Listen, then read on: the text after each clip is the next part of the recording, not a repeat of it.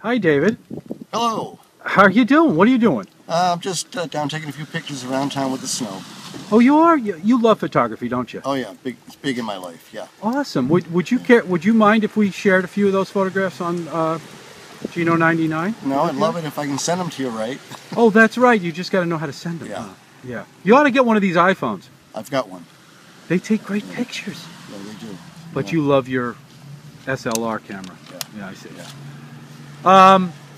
Are you still president of the Taxi Association? No, I haven't been for a number of years. I was president for quite a few years, but I haven't been for maybe four years or so. Okay. Since before the last meter go round, I believe. Oh, all right. Yeah. But you're still a taxi driver. You're still in business. Oh yeah. All right. So you've got some issues, some concerns that you want to talk about, that you want people to know about. Oh yeah, we all do. Yeah, we're very concerned about having to go through this meter thing again with no real justification to inflict meters on us. For I think the figure is 1/10,000th of a percent of complaints in relation to the number of taxi rides. I think that's what the town figured out. But, so why is it coming up then? That's a good question. It's not really justified. There's been a lot of overcharging over the past 6 or 7 years, since a lot of people, more drivers coming from other places, off island. Oh, so then maybe that's why it's coming up, because they've been overcharging people. Well, that's the word that's on the street. I mean, we see what we see, and it's difficult. It's very difficult. And I'm in this, in 6 months I'm going to be 70 years old, and I'm in this is my retirement plan, my little setup that I've been counting on for myself for quite a number of years. Sure. And it's tough when people start playing with your income, especially when it's limited. All right. I'm going to be a bit of a devil's advocate here. That's do you mind? All right. No, go right ahead. How is it going to hurt you if everybody's playing by the same rule, though? I mean, and you're still going to be getting the fare.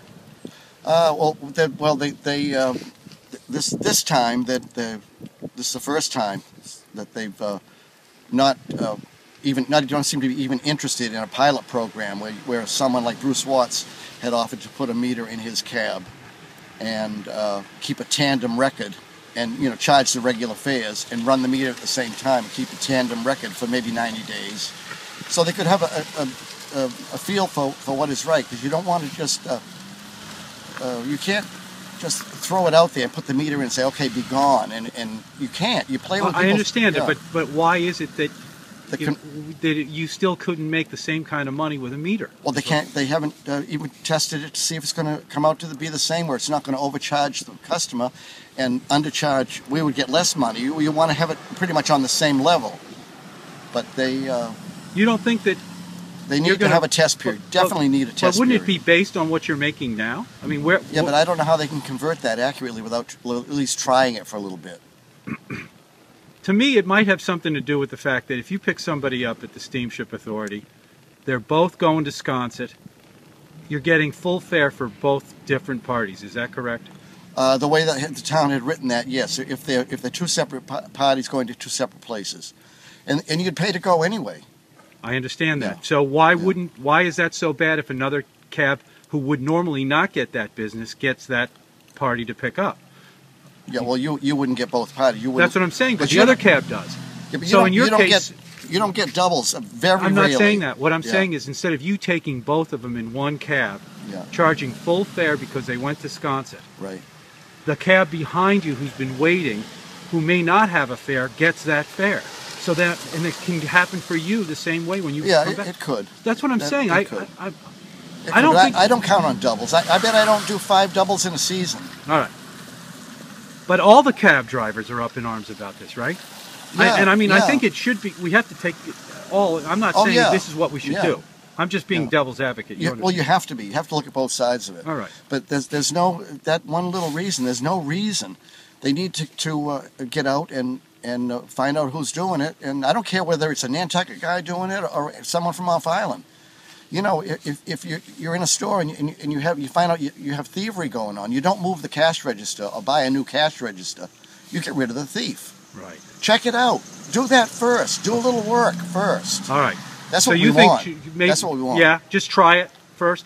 Before you. Would it cost you guys money? Don't look the other way. Okay. Yeah. Would it cost you guys the money to put the meter in? Oh yeah. Okay. Yeah. So that would be, Yeah.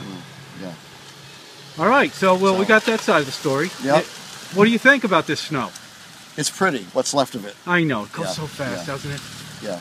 We have a hearing coming up the 23rd, which is next Wednesday at 6 I know, o'clock. big one. So if anybody in the public has their own feelings that they want to come out, one side or the other, there's always two sides. But Okay. I'm always an advocate of not winning or losing. It's about going there and doing the right thing. That's my gig. Do the right thing, people.